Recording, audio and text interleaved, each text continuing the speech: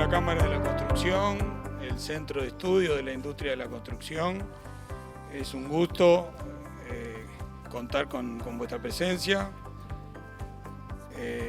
Viendo la sala, claramente confirma que teníamos razón en organizar un evento sobre esta temática. Así que agradecemos mucho la participación de autoridades de gobierno, de autoridades de gobiernos pasados también, candidatos, asesores, consultores, colegas, el sindicato, el ZUNCA, amigos de la prensa. Muchas gracias por acompañarnos en este evento que esperemos que sea interesante y fructífero. La infraestructura pública es esencial para el desarrollo económico, social y ambiental de los países. Genera beneficios a largo plazo, permite el desarrollo de la sociedad y también sienta las bases para un desarrollo más próspero y sostenible, sobre todo, sostenible. A mí me gustaría detenerme en esta introducción en tres aspectos importantes que al pasar los dije en esa definición, que son la eficiencia, la sostenibilidad y la equidad. Eficiencia, productividad, un pilar importante para mí de la inversión en infraestructura. El segundo que les decía es la sostenibilidad. Hoy no se concibe ningún proyecto que no cuide el medio ambiente, que no proteja los recursos, que no agote los recursos. Y bueno, yo creo que los proyectos de infraestructura tienen que tener esa componente de sostenibilidad. Y dejé para el último la equidad. La equidad, que es una componente central en el desarrollo de la sociedad. La infraestructura permite disminuir las desigualdades entre las personas, en la población. Primero, mediante la creación de empleo. En segundo lugar, las obras generan después operación y mantenimiento, que generan una segunda tanda de empleos. Uruguay, digamos, en los últimos 5 años, y acá tomo las cifras de la rendición de cuentas para el periodo 2020-2024, reales al 2023, presupuestadas para el 2024, está realizando una inversión de poco más de 10.000 millones de dólares en infraestructura, 11.700 millones si sumamos vivienda. 10.000 millones de dólares en infraestructura es un monto significativo. En el promedio de estos 5 años va a estar en torno del 3,4% del PBI. Para financiar esas inversiones hay una combinación de soluciones, hay contratación de obra pública tradicional, hay inversión en los balances de las empresas públicas, hay inversiones bajo modalidad PPP, inversiones bajo modalidad CREMAF, que es un instrumento que se desarrolló durante esta administración, y hay inversiones hechas por privados bajo contratos de concesión. Un poquito más de la mitad de estos 10.000 millones de dólares de inversión se realizaron o se están realizando bajo modalidades que involucran el financiamiento privado de las infraestructuras. Es muy importante utilizar distintos instrumentos de financiamiento por múltiples razones, pero una que tiene que ver con la restricción fiscal es que los instrumentos de financiamiento tienen distinto impacto en las cuentas públicas. Si uno piensa hacia los próximos años, los desafíos que tenemos son importantes. Uruguay necesita seguir invirtiendo en infraestructura, tenemos una restricción fiscal significativa, el próximo gobierno va a tener que seguir trabajando sobre la reducción de ese déficit fiscal. Todavía hay un espacio de utilización de las PPPs. Creo que los desafíos más importantes capaz están en terminar de pensar un poco en la utilización que estamos haciendo del financiamiento de infraestructura bajo el paraguas de la CND. Las corporaciones financieras no consolidan en las cuentas públicas. En el caso de las PPP tenemos un marco fiscal claro, un marco regulatorio claro, tenemos control parlamentario sobre esos pasivos. Creo que deberíamos, pensando en los próximos años, también darle un poco más de claridad hasta cuál es el espacio que vamos a asignar a ese a ese otro vehículo, cómo va a ser la forma de comprometerle eventualmente más recursos. La extensión de los plazos de la concesión de la CBU probablemente se está agotando. Para las actividades de inversión de este periodo de gobierno se extendió el plazo de la concesión hasta el 2051, se le extendió en 15 años, probablemente no quede mucho espacio para ganar expandiendo el plazo de la concesión, probablemente hay que asignarle más recursos. Una decisión de carácter político que debe ser informada, una decisión informada con buenos análisis técnicos. No soy el especialista para decir qué deberíamos priorizar, pero me da la impresión de que tenemos en Uruguay el desafío de priorizar mejor los proyectos. Si uno piensa en los próximos años, seguramente vamos a necesitar más inversión en infraestructuras sociales, educativas, reducción de asentamientos, recintos penitenciarios. Andrés hablaba de inversión en infraestructura para la movilidad urbana. Y me da la impresión de que nos falta una mejor institucionalidad para priorizar bien esos proyectos, ¿no? Con lo cual creo que trabajar en alguna solución como una agencia de infraestructura, que es algo que la Cámara y el SEIC han estado proponiendo, creo que vale la pena pensar en eso. Creo que tenemos que priorizar mejor los proyectos. Pero me parece que tenemos que ocuparnos de que cada instrumento financiero, cada instrumento de financiamiento sea elegido, digamos, en función de las características de los proyectos y de la distribución de riesgos que entendemos es la mejor para ese proyecto. Tenemos que aprovechar al máximo la disposición del sector privado para asumir riesgos. Y el último punto es más bien una pregunta, que es si no deberíamos empezar a pensar en conformar un fondo público de infraestructura que tenga un compromiso del sector público de recursos anuales y que contra esos recursos podamos también darle certeza de pago a algunas otras inversiones. El fondeo es por parte de los usuarios de las infraestructuras y los servicios de infraestructura o del Estado, que de última son los contribuyentes, ¿no? Acá el fondeo final, el pago lo hacen o los usuarios o los contribuyentes. Uruguay tiene un porcentaje muy alto, en perspectiva regional, un porcentaje alto, saco el muy, un porcentaje alto de infraestructuras y servicios de infraestructura que se fondean con pago de los usuarios. ¿Esto es bueno? En general sí es bueno, ¿no? Porque habla de tenemos sectores de infraestructura que tienen procesos de inversión prolongados, que han generado sectores súper competitivos, ¿no? Saco la palabra competitivos, súper destacados. En la base de la buena performance de muchos sectores está que son sectores que tienen fondeo básicamente por parte de los usuarios. Si bien hay muchos sectores que tienen un fondeo total por parte de los usuarios, hay algunos sectores en que vale la pena pensarlo, ¿no? Reflexionar si no vale la pena buscar fuentes de fondeo complementarias a los aportes públicos para aumentar las posibilidades de inversión en esos sectores. Otro, creo que hay posibilidades de mirar los instrumentos tecnológicos para ampliar, para focalizar mejor las fuentes de fondeo. Y acá estoy pensando en las posibilidades que tenemos hoy en el sector vial, por ejemplo, en el transporte carretero, de tener información a bordo de los camiones para poder fondear y cobrar por tonelada kilómetro. Hay que invertir más, pero hay que invertir muy bien, dada la restricción fiscal. Dada los recursos muy limitados, hay que elegir muy bien en qué vamos a invertir. Nos quedamos sin planificación. Los países abandonaron la planificación, que es esta mirada, ¿no? La mirada global de cómo invertir los recursos, cómo fondearlos y a qué dedicarlos. El tema del fondo que planteó Pablo al final me parece de las ideas que hay que abordar. Planificación hoy es pensar de manera integrada el presupuesto, la capacidad de fondeo que tienen los presupuestos en el corto y mediano plazo, mirar las brechas y pensar en la manera más eficiente de asignar esos recursos. Vale la pena pensar conjuntamente en el proceso de planificación.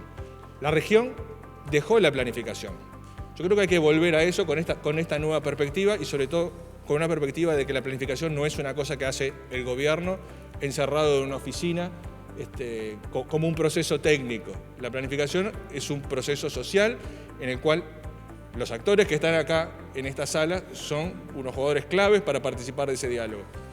El mercado de valores en Uruguay tiene 6.600 millones de dólares de activos, dentro de los cuales el sector infraestructura, y ahí hay un corte ahí que uno tiene que verlo un poco como es, porque infraestructura estaba obviamente carreteras, ferrocarriles, puertos si hubiera, infraestructura educacional, social si querés. También podemos agregarle energía, infraestructura de energía en general, y ahí está UTE, los PPA también podían estar, aunque los PPA no están mucho en el mercado de valores excepto algunas operaciones de UTE. Y te diría también las intendencias, que han hecho algunas emisiones que son específicamente dedicadas a inversiones en infraestructura municipal. Sumando todos esos factores de los 6.000 y pico millones de dólares, las AFAP son un 69% de ese mercado. Agregando al Banco de Seguros debemos andar en la vuelta del 80%. El 80% de todo el mercado de valores está invertido por las AFAP y por el Banco de Seguros del Estado. Y de eso el 53% hoy está invertido en sector infraestructura amplio, digamos 33% en infra pura y el resto en energía y en intendencia. En las PPP se hicieron 13 operaciones de PPP. Acá hay un tema de tipo de cambio, pero más o menos el financiamiento de las PPP, que fue durante los últimos 10 años, fue de 2.200 millones de dólares. 1.100 millones de dólares lo aportaron bancos comerciales, bancos multilaterales. El BID y la CAF han sido jugadores muy importantes en el mercado. El Banco República, más recientemente, y algunos otros bancos privados, y también inversores del exterior, en algunos casos algunos fondos institucionales, pero generalmente bancos comerciales.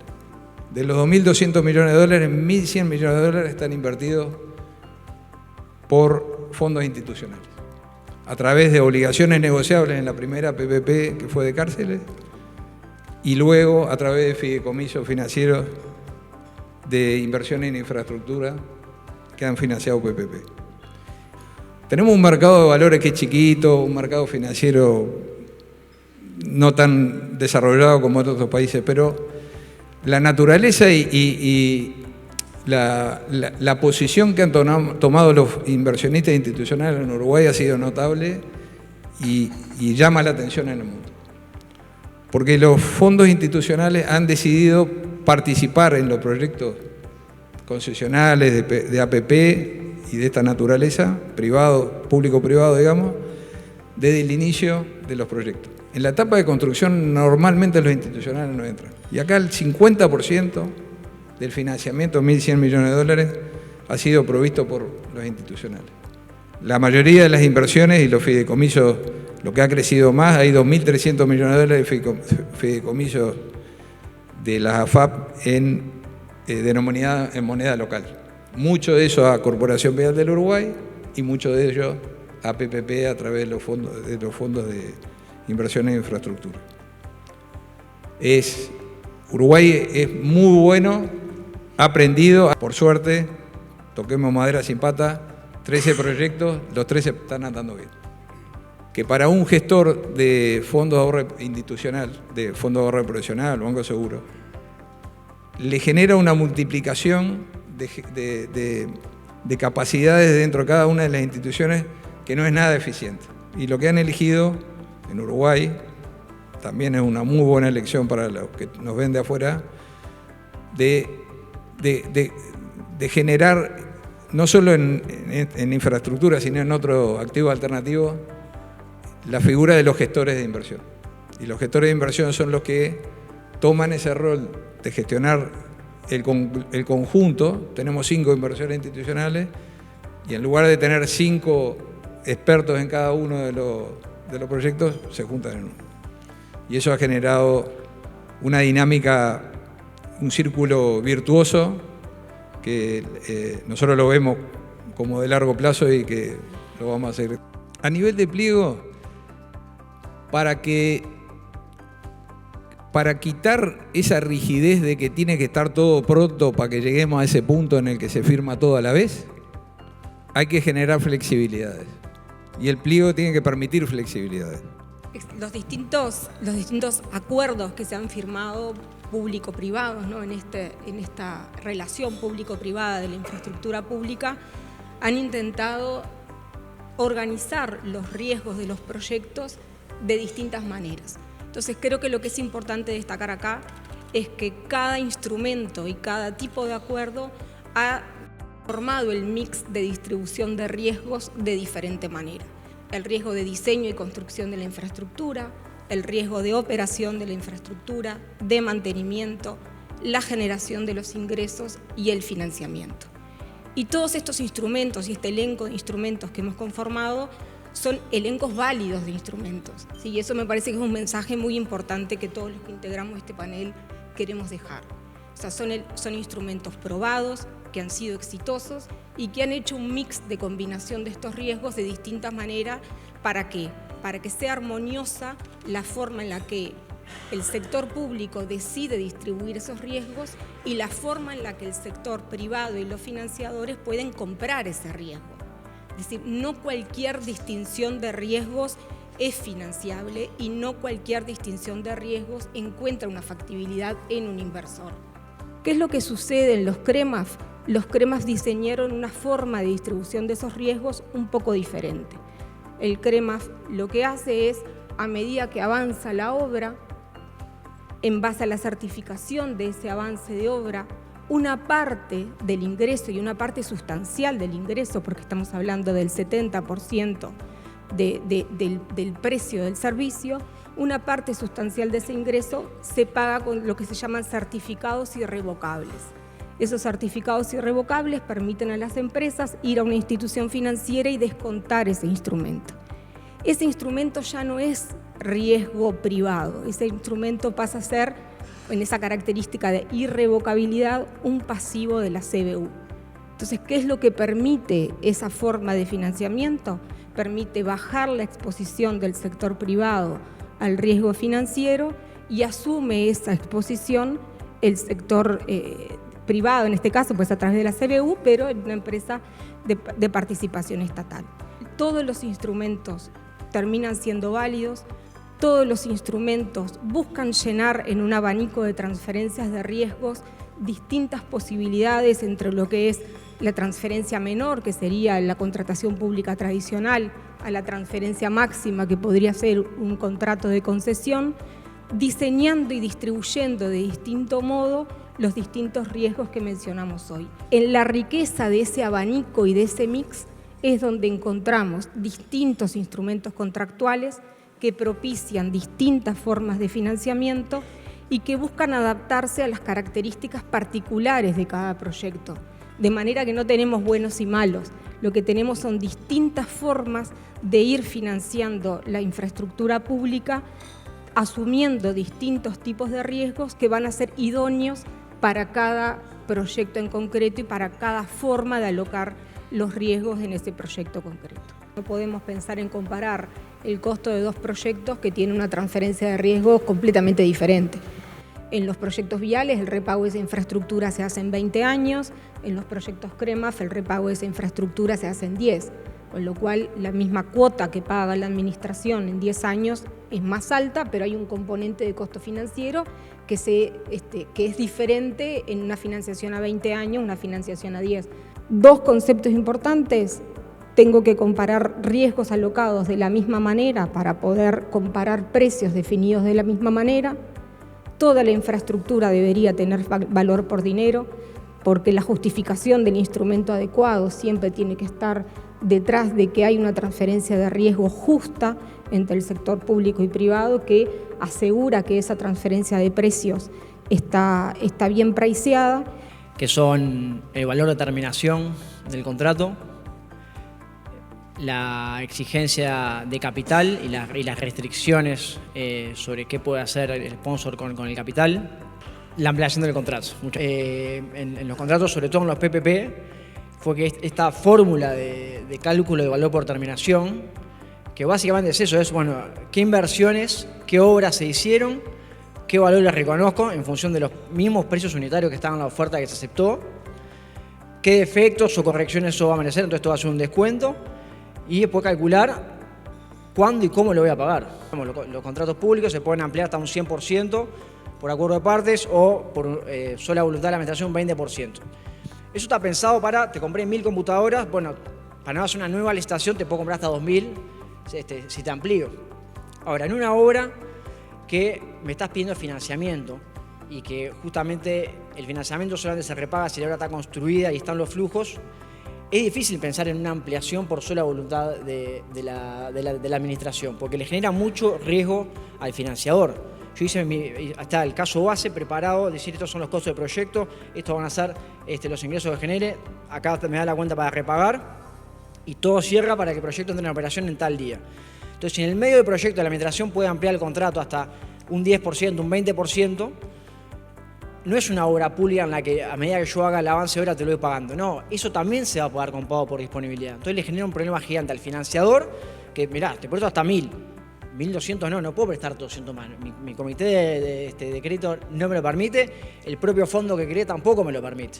Entonces ahí tenemos un problema. Y lo mismo para el promotor, que de esos 200 adicionales que le pidieron de obra, tiene que poner también salir a buscar ese capital, o sea que lo atamos al problema anterior. Y lo otro, y esto parece contradictorio con lo que voy a decir, ¿por qué la ley de PPP topea la ampliación hasta un 50%? ¿Por qué no seguir con el límite que está en el TOCAF del 100% por acuerdo de partes? Y lo hemos visto, este gobierno ha utilizado el mecanismo de ampliación en muchísimas horas. ¿Por qué? Porque es eficiente. Creo que es clave el mercado de capitales. Fabián decía recién, hay 6.600 millones de dólares en el mercado de valores, el 80% lo tienen las AFAPs y los bancos de seguros. Te habla un monto muy pequeño, pero súper concentrado en 5 actores. El Banco Central y el gobierno debería generar un marco regulatorio para hacer que el mercado de valores, en lo que es infraestructura y sobre todo infraestructura social, que es lo que decía Fernando, cuesta conseguir pingo para esa carrera, bueno, tener un marco que permita justamente poder invertir, obviamente equilibrando bien los riesgos, pero hacer posible que el ahorro privado y la inversión privada existan proyectos que por naturaleza el interés no está. Partimos de una realidad donde hay una brecha de infraestructura y donde hay restricciones presupuestales, pero naturalmente la obra pública tradicional, con cargo del presupuesto público, va a seguir teniendo un rol preponderante. Es un mecanismo rápido, el Estado se suele financiar a tasas más baratas que los privados, pero como decía Magda, como es el que menos riesgos transfiere, el Estado a veces termina pagando más que las alternativas de financiación privada. Con el déficit fiscal en los niveles que está, se hace imperioso abrir la caja de herramientas de financiación privada, y ahí yo creo que adelanto mi conclusión de que todas las que tenemos, que son muy buenas, tienen sus limitaciones. Entonces creo que desde un enfoque a priori no se debería descartar a ninguna. A mi juicio es la herramienta de las PPPs. Las PPPs, después de 13 años de sanción de la ley y de varias lecciones aprendidas y oportunidades de mejora, como comentaba mi colega Seba, creo que después de tantos años todos podremos coincidir en que las PPP no son la panacea, pero tampoco hay que denostarlas, son una herramienta más dentro de la caja, una herramienta que de acuerdo con la ley solo se tiene que ejecutar cuando se demuestre que es la que atribuye mayor valor por dinero al gobierno, o sea que de alguna manera es un criterio estricto, pero que sigue teniendo campo fértil, sobre todo en aquellos proyectos de alta complejidad técnica y de altos montos, proyectos de envergadura, pero también tiene sus limitaciones. Está, digamos, la ley de PPP con buen criterio, tiene su propia regla fiscal, por así decir, que es el 9% del PBI es el límite y el 7 por mil del PBI de los pagos anuales. Esos límites eran más bajos y hubo que subirlos y ahora estamos en vías de llenarlos, por lo cual ahí habrá que apelar a otras herramientas. Son proyectos que, como no transfieren riesgo de construcción, como decía Magda, no se podrían desarrollar directamente a nivel de la administración central sin generar una carga muy pesada sobre las cuentas públicas, porque ahí se computarían en las cuentas públicas en el momento que se ejecuta la obra. Entonces, aprovechándose de ese criterio contable, según el cual la CBU y la CND no consolidan, y aprovechándose de que existía una mega concesión desde el 2001. Desde el 2001, eso fue posible estructurarlo de esa manera. Yo, digamos, me pregunto, y no tengo una respuesta, si el modelo CREMAF podría llegar a ser replicable en otros sectores de actividad. Pero bueno, yo creo que queda algo de margen para explotar más esa herramienta. En los últimos años se ha utilizado mucho la herramienta de las ampliaciones bilaterales y todo indica que en los primeros años del siguiente gobierno se van a seguir usando, porque es una manera muy rápida y eficiente de tener proyectos sin necesidad de convocar a una licitación pública. Es legítimo, porque está previsto, por ejemplo, en el TOCAF y en la ley de PPP, con los límites que podremos discutir o no, pero está previsto y bueno, desde la óptica del financiamiento, en cuanto a las ampliaciones, creo que es importante o sería deseable que una vez que se firme la ampliación se permita transferir los derechos y obligaciones bajo la misma a una nueva sociedad de objeto específico, propiedad de los mismos promotores, con la finalidad de que los riesgos de la ampliación no contaminen a los riesgos del proyecto original, que se pueda levantar un financiamiento para la ampliación independiente del financiamiento original y sin objeciones de los financiadores de ese proyecto. Todavía seguimos teniendo un déficit habitacional y todavía se necesita darle un impulso mayor al sector vivienda, con aumentar el stock de vivienda de interés social para segmentos de bajos ingresos. Es válido plantearse o cuestionarse, es más en modo de pregunta que de respuesta, pero ¿por qué las PPPs no han podido complementar a estas otras fuentes? Nuestra ley de PPP, cuando enumera en forma taxativa los sectores de actividad donde se pueden desarrollar proyectos de este tipo, incluye expresamente a la vivienda de interés social. A priori, desde el punto de vista del retorno social que mencionaba Pablo, se justifica al menos estudiar a fondo esto, o más a fondo. Y el objetivo de la actividad que nos planteamos hoy es justamente tratar de actualizar esta discusión, que es bastante larga, ya con la experiencia acumulada en esta administración de gobierno, con un instrumento nuevo que es el de los CREMAF, con la experiencia acumulada de las PPP durante los últimos 10 años, y tratar de reflexionar de que en definitiva acá lo que tenemos es una caja de herramientas, instrumentos que forman parte de esta caja de herramientas y bueno, para clavar un clavo precisamos un martillo y para sacar un tornillo precisamos un destornillador y para los distintos tipos de obra precisamos instrumentos adecuados. Eso es lo que tenemos que tener claro, no hay instrumentos buenos ni malos per se, hay instrumentos adecuados para cierto tipo de proyecto y la idea era un poco compartir algunas de las reflexiones, aprendizajes y tratar de que esas cosas queden en blanco y negro para el futuro. Y también estamos convencidos que es importante trabajar en una agenda para mejorar la planificación, la evaluación y la eficiencia de los proyectos de infraestructura. No cualquier proyecto de infraestructura es válido solamente porque genere empleo o porque solucione un problema. Hay que mirar la eficiencia de esos proyectos, el retorno social y por eso también desde el centro y desde la Cámara estamos planteando o empujando la idea de hacer una reforma institucional, de crear una agencia de infraestructura. En realidad no es crear una burocracia nueva, una entidad nueva, es reformar la CND, que es un muy buen instrumento que tiene Uruguay hoy, que se ha ido fortaleciendo en los últimos años, potenciarle sus cometidos, sus atribuciones para darle atribuciones en materia de planificación y de asesoramiento al Poder Ejecutivo y de también generar economías de escala en todo lo que son aprendizajes en mecanismos de contratación, instrumentos de financiamiento transversal a todas las entidades ejecutoras.